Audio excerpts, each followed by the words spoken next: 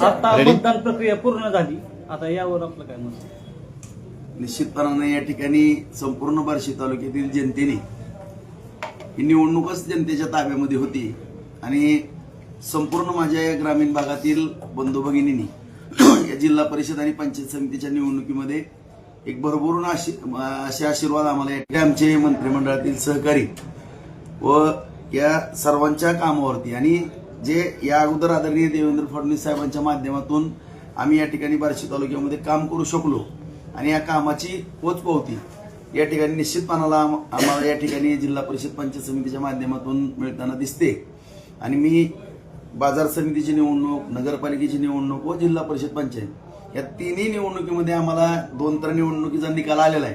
ह्याचाही निकाल मी तुम्हाला आजच जाहीर करतो की 6च्या 6 जिल्हा परिषद आणि 12च्या 12 पंचायत समिती निवडून आल्या असं मी स्वतःच या ठिकाणी खात्रीपूर्वक या ठिकाणी सांगतो. कारण मी आयुष्यभर राजकारण करत असताना मला निश्चितपणानं निकाल लगेच समजून येतात आणि हाही निकाल अनपेक्षित लागणार आहे आणि ह्याच्यामध्ये जिल्ह्यामध्ये आणि राज्यामध्ये रेकॉर्ड झालेलं या निकालाचं दिसल अशा पद्धतीचा या ठिकाणी निकाल लागेल. कारण आपल्यालाही माहित आहे की विधानसभेच्या निवडणुकीमध्ये मी चांगलं काम केलेलं होतं आदरणीय फडणवीस साहेबांच्या मार्गदर्शनाखाली, परंतु दुर्दैवानं मला फक्त वेळ थोडा जनतेमध्ये फिरण्याकरता कमी मिळाला होता. कारण एवढा निधी बार्शी तालुक्याला मिळत होता की मी जर थोडं इकडं बार्शीमध्ये फिरत राहिलो असतो तर मुंबईचे हेलपाटे कमी झाले असते आणि तालुक्याचं फार मोठं नुकसान झालं असतं, हजारो कोटीचं नुकसान झालं असतं. त्यामुळं मी कधी नाही हा निधी आपल्या तालुक्याला येतोय, अर्थकारण वाढतंय या दृष्टिकोनातून मी मुंबईला जास्त थोडं थांबावं लागलं मला. आणि माझ्या पश्चात या ठिकाणी माझ्याबद्दल अफवा उठवणं, निगेटिव्ह पसरवणं अशा गोष्टी विधानसभेमध्ये झाल्या.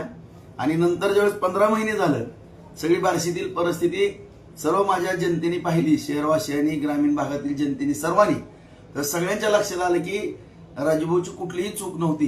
राजूभाऊ कामाकरता या ठिकाणी रात्रंदिवस मेहनत करत होते, विकासावरतीच राजूभाऊंची जास्त लक्ष होतं.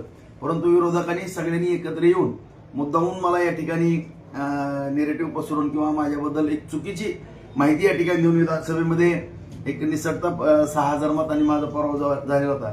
परंतु ह्या गोष्टी जनतेच्या पूर्ण सगळं काही गोष्टी आता शेवटी खरं ते खरं, खोटं ते खोटं सगळ्यांच्या समोर येते आणि जनतेच्या कोर्टात ज्यावेळेस हा विषय गेला तर असा निकाल जनतेनं दिलाय की आज बाजार समिती, नगरपालिका आणि जिल्हा परिषदेच्या 6 जागा आणि 12 अशा जर रेकॉर्ड ब्रेक मताने येणार आहेत ना, आपण म्हणजे आश्चर्य मला सुद्धा वाटेल असा निकाल या ठिकाणी मला अपेक्षित आहे.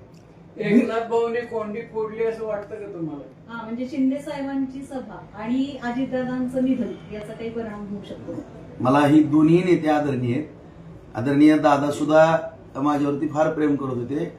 मी कधी भेटल्यानंतर दादानीही मला कधी कुठल्या गोष्टीला नाही असा विषय तालुक्याच्या विकास बाबतीत केलेला नाही. त्यांनी वेळोवेळी तालुक्याकरता त्यांनी मदत केली, शिंदे साहेबांनी सुद्धा मदत केली आणि देवेंद्र फडणवीस साहेब तर आपल्याला सगळ्यालाच माहिती आहे. मला कधीही कुठली कशाच्या बाबतीमध्ये साधा फोन केला तरी राजभाऊ मी दिदी देतोच म्हणतात आणि शेवटी बेरर चेक म्हणलेले आहेत. त्यामुळे आपल्या सगळ्यालाच माहित आहे. त्या सगळ्याच नेत्याचा मी आदर करतो आणि या ठिकाणी जी काही चुकीची माहिती शिंदे साहेबांना दिली, दादांना पण दिलेली होती, त्याबद्दल मी 1 महिना 1.5 महिन्यामध्ये आदरणीय देवेंद्र फडणवीस साहेब, आदरणीय शिंदे साहेब आणि सुनेत्राताई पवार या तिघांनाही बार्शीकरांचे आभार मानण्याकरता या ठिकाणी घेऊन येतो. विरोधकांनी आज असं म्हटलं की बाबा बोगस मतदानाच्या आधारे भारतीय जनता पार्टीनं करून घेतलंय, तर त्या संदर्भात आपल्याला काय सांगायचं? काही इथे बोगस मतदान झालंय, कोण म्हणलं? काय त्यांनी काय व्हिडिओ व्हायरल केलेले आहेत.